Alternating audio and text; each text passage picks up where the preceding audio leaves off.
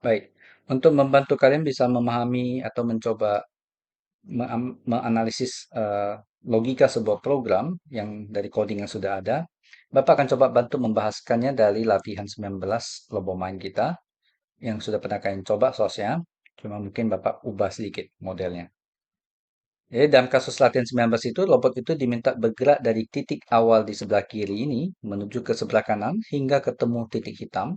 Robot itu berbalik arah, ya, dan kemudian mencetak beberapa atau sejumlah titik putih sesuai dengan jumlah beacon yang dia temukan dari posisi awalnya dari sebelah kiri menuju ke sebelah kanan. Dan sebagai contoh dalam kasus ini ada empat beacon, maka di sini akan dicetak 4 titik putih setelah ketemu titik hitam di sini. Baik, ini kalau kita jalankan logika programnya akan seperti ini. Jadi robot akan bergerak dari kiri ke kanan dengan memantau setiap titik kiri dan kanannya. Sebenarnya yang terjadi adalah ketika robot melihat kiri ada beacon, maka dia akan menghitung di dalam memori dia.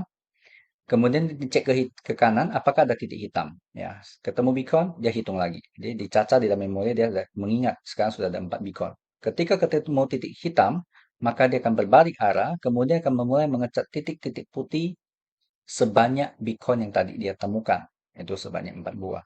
Setelah itu robot akan berhenti. Ya, ini target yang diinginkan. Nah, sekarang kita coba analisa codingnya. Kita coba buka dari sini.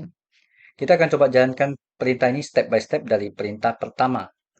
Oke, perintah pertama di sini adalah awalnya adalah n diisi dengan 0. Ini adalah perintah kepada komputer dalam hal ini robotnya, siapkan memorinya dengan sebuah variabel namanya adalah si n. Nama variabel bebas kita yang tentukan.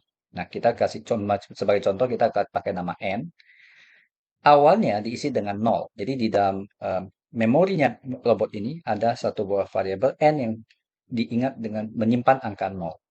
Kemudian perintah berikutnya adalah hadap ke kanan. Ini untuk memastikan robotnya menghadap ke arah timur. Sehingga nanti dalam proses ini robot cuma tinggal maju sambil melihat ke kiri dan ke kanannya.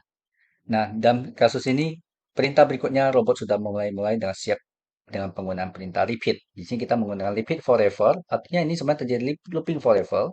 Perhatikan tunda kurung kurau yang kita pakai. Ini pembukanya, penutupnya di sini. Sehingga kita tahu bahwa ini daerah loopingnya. Daerah yang di luar looping, baris pertama, baris kedua, perintah yang dua pertama, dan perintah yang terakhir ini, perintah cetak, itu hanya dikerjakan satu kali. Artinya karena di luar looping, hanya dikerjakan satu kali. Nah, yang terjadi berkali-kali adalah perintah yang di dalam looping ini. Misalnya perintah berikutnya adalah, apakah sebelah kiri ada beacon? Ini yang terjadi. Dia cek ke sebelah kiri ada beacon. Ternyata ada. Maka dia akan lakukan perintah n diisi dengan n tambah 1. Ini artinya robot akan di dalam sini tadi CPU-nya akan menghitung, ambil n yang saat ini berapa, yaitu 0. 0 ditambah 1 dapat 1, dan 1 itu disimpan kembali ke n. Jadi n sekarang mengingat angka 1, bukan 0 lagi. Ya. Next, kita lihat perintah berikutnya. Robot akan mengecek ke kanan, apakah sebelah kanannya ada hitam. Ternyata tidak ada. Ya, karena tidak ada, berarti perintah 9 dan 10 ini akan diabaikan. Ini sini fungsi perintah if berfungsi ya. Jadi untuk mengecek kondisi, dan kalau kondisi benar, berarti perintah di dalam if-nya akan dikerjakan. Kalau salah, berarti tidak dikerjakan. Kita lihat lagi perintah berikutnya. Perhatikan dia loncat ke perintah 12, yaitu maju. Ya, dia sudah cek ke kiri, ada beacon, hitung. Dia ke kanan, bukan titik hitam, maka dia maju.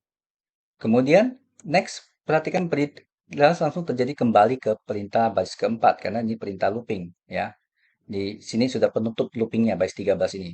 Penutup kurung kurawalnya. Maka dia kembali ke sini. Dan kembali mengecek lagi apakah sebelah kirinya ada beacon. Kalau ada, n ditambah 1 lagi. Dalam hal ini sebenarnya di dalam sini terjadi n ditambah 1. Jadi 1 ditambah 1 sekarang jadi 2.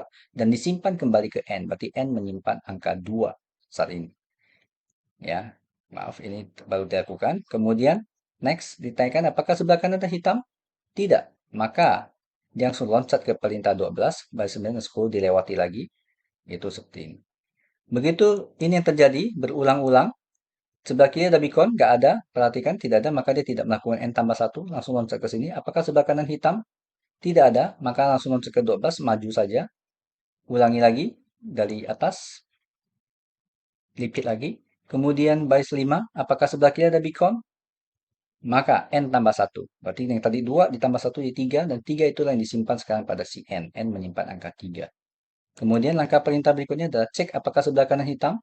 Tidak ada, maka langsung loncat ke baris 12. Maju lagi. Ya, perintah 12 maju.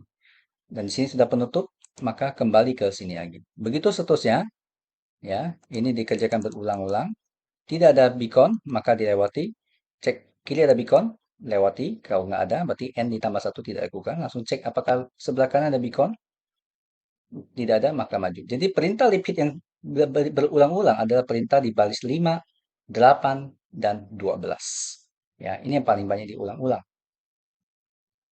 Ya, terlepas apakah ada beacon atau ada titik hitam atau tidak. Nah,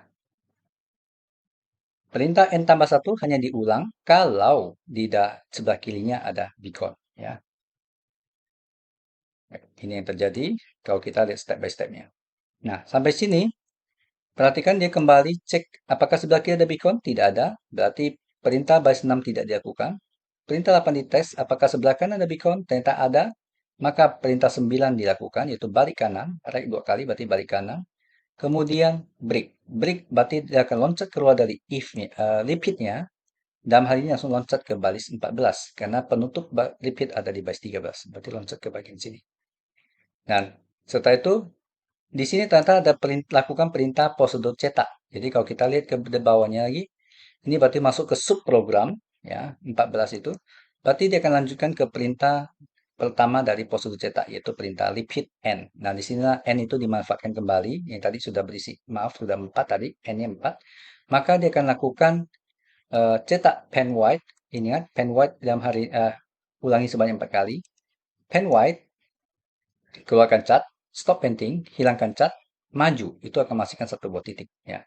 Nah, kalau ini diulangi lagi, repeat n lagi, ingat n-nya 4 tadi, sudah 1, 2, kemudian 3, dan kemudian 4. Maka barulah selesai programnya. Jadi dalam hal ini programnya selesai, baru kembali ke sini, ternyata sudah tidak ada perintah lain, maka selesailah sini. Karena ingat, bagian inilah disebut dengan main program, program utama. Jadi bagian ini disebut subprogram. Subprogram hanya dijalankan kalau ada dipanggil. Kalau sudah selesai, dia tetap kembali ke main program. Nah, kalau main program sudah bagian ini terakhir, maka selesailah programnya. Dan robot berhenti. Demikian, ini analisa untuk coding bagian ini.